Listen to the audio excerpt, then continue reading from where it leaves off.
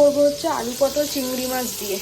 আলু পটল চিংড়ি মাছ দিয়ে পটলটা ভাজতে দিয়ে দিয়েছি, আলুটা মেখে রেখেছি নুন হলুদ দিয়ে। এখানে কয়েকটা চিংড়ি মাছ বাঁচা ছিল, তো কী করবো ওটা দিয়ে দিলাম। আর এখানে একটা পেঁয়াজ রসুন আদা টমেটো নিয়ে নিয়েছি, এইগুলোকে পেস্ট করে নিই। তারপরে পটলটা ভাজা হয়ে গেলে তুলে আলুটা ভেজে নিয়ে তারপর তরকারিটা করবো। তো চিংড়ি মাছটা ভেজে নিয়েছি, আর এখানে হচ্ছে আদা রসুন পেঁয়াজটাকে পেস্ট করে নিয়েছি। এবার হচ্ছে ফোড়ন দেবো হচ্ছে জিরে, তেজপাতা শুকনো লঙ্কা।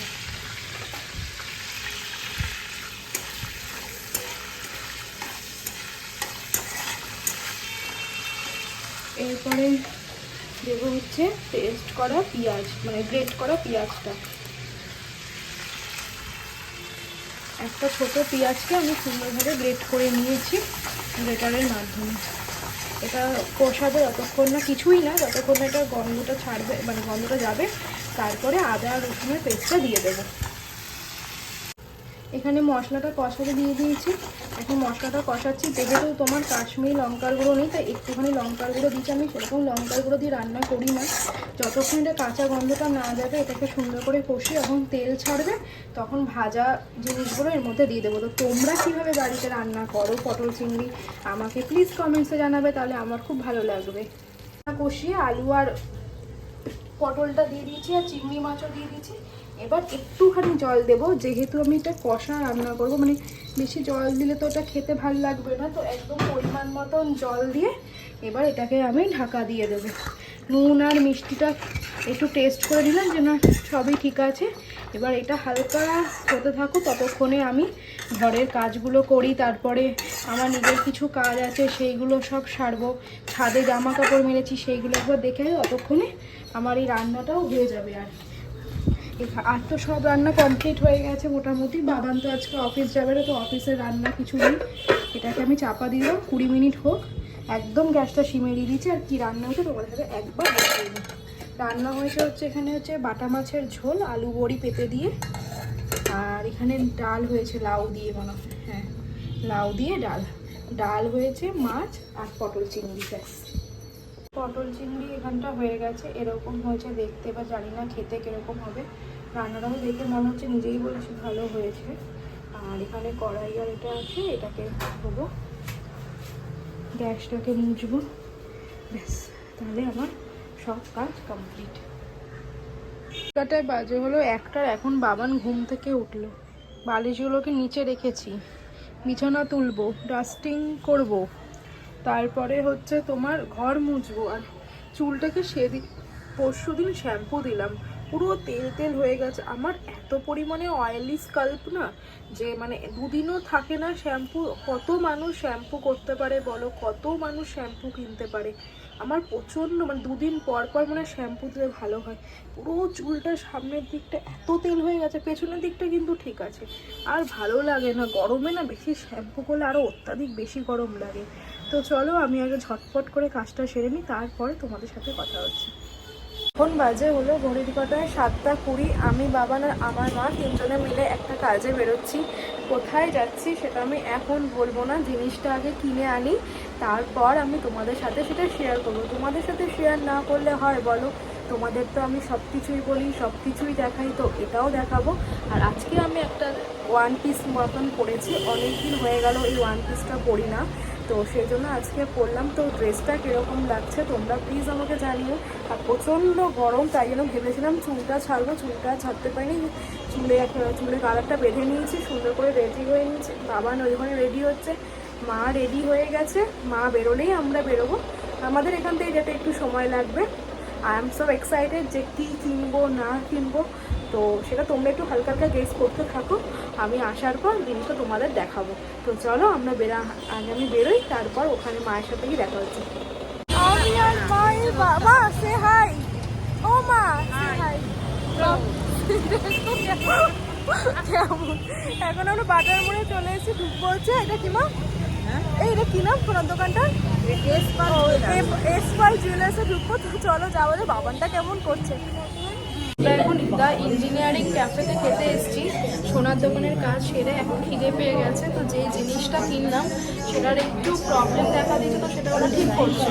তো সেই জন্য আমাদের বেলপুরে এখানে একটা ক্যাফে আছে, দ্য ইঞ্জিনিয়ারিং ক্যাফে, তো সেখানে আমরা এসেছি।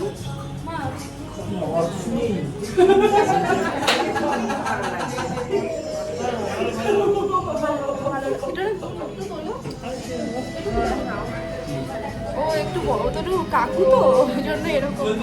আমাদের প্রচন্ড খিদে পেয়ে গেছে। এখানে অ্যাম্বিয়েন্সটা খুবই ভালো। অনেকদিন পর আসলাম এখানে।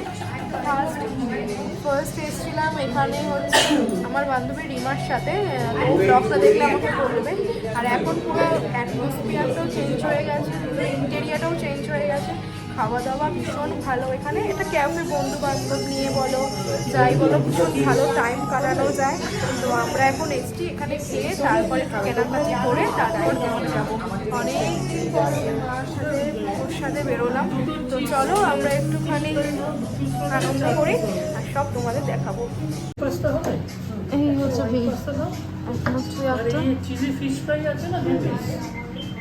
মা, তুমি ক্রিপসি চিলি বেবিকর্ন খাবে? হ্যাঁ, একটা ক্রিপসি চিলি বেবিকর্ন নাও, একটা ফিশ ফ্রাই নাও, আর আমার জন্য হোয়াইট সস পাস্তা নাও।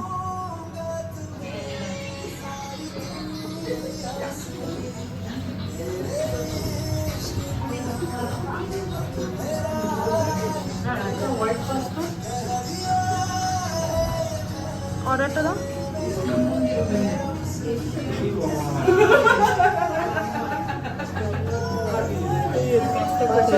আপনার কি নন ভেজের মধ্যে করছে? Non veg.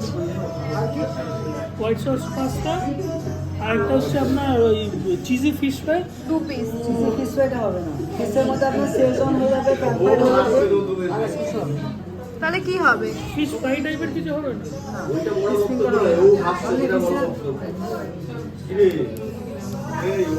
তাহলে অন্য কিছু নাও। মা তো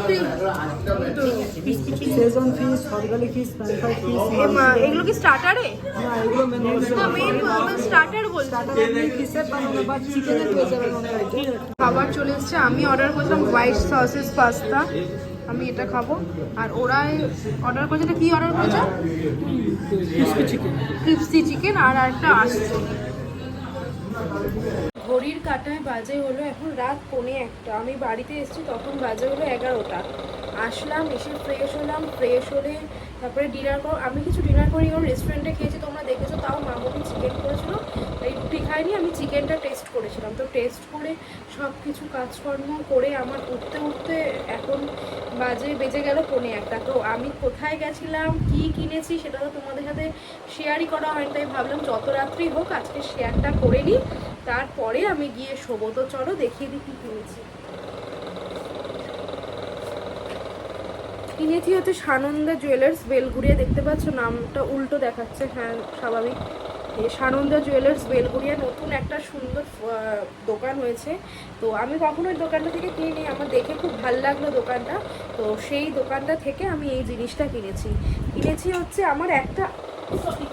আমার একটা আছে এরকম। তো আমি আরেকটা আমার খুব এখন এই রকমের খুব একটা এখন ক্রেভিং বেড়েছে। তো আমার একটা ব্রেসলেট পরা এরকম আছে, তো আমি আরেকটা এরকম কিনলাম। একটু ক্লোজে নিয়ে দেখাই কেমন হয়েছে, ডিজাইনটা বলো। এটা আমি কিনেছি পয়লা বৈশাখের উপলক্ষে।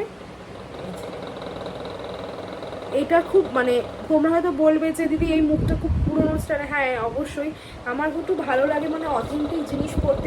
এটা হচ্ছে না, এটা বনিদি বাড়ি স্টাইল আছে এটার মধ্যে।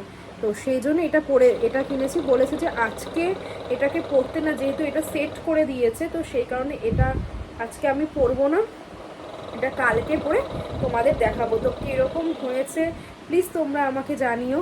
এই একবার ক্লোজ দেখিয়ে দিলাম ডিজাইনটা, যদি কারোর ভালো লাগে আমাকে বলবে, আমি নিশ্চয়ই তোমাদের ছবি প্রোভাইড করে দেবো। তো এটাই কিনতে আমি গেছিলাম, আমি আমার মা আর বাবান 3 জনে মিলে গেলাম, গিয়ে এটা আমি কিনেছি। তো আমি বললাম যে নতুন নতুন জিনিস কিনলে তখন সত্যি ভীষণই ভালো লাগে। তো এটাকে বলেছে হাওয়াতে রাখতে, তো আমি আজকে হাওয়াতে রাখছি। কদিন এটাকে আমি পরতে পারবো, এটা একদম রাফ ইউজের জন্য একদম বেস্ট। মানে আমি বলেছিলাম যদি ধরুন আমি তো কাজ করি, যদি বাড়ি খাই বলে বাড়ি কোনো ব্যাপার না, তুমি এটা সব সময় পরতে পারে, বাড়ি খেলেও কিছু হবে না, মানে তুবড়োবে না। আর যেহেতু জিনিসটার ভেতরে গালা ভরা আছে তো তুবড়ানোর চান্সটাও খুব কম। তো এটাই আমার কেনার ছিল, তাই গেছিলাম। তো কেমন হয়েছে তোমরা আমাকে জানিয়ে। তো চলো ব্লগটা আজকে আমি এন্ড করে দিই। আজকে ব্লগে দেখানোর মতনও কিছু নেই, বলার মতনও কিছু নেই। ততক্ষণ তোমরা সুস্থ থেকো, ভালো থেকো, কালকে দেখা যাবে নতুন একটা ব্লগের সাথে। আজকের ব্লগে যদি কিছু ভালো লেগে থাকে প্লিজ লাইক করে দিও, কমেন্ট করে দিও, শেয়ার করে অ্যান্ড সাবস্ক্রাইব করে দিও।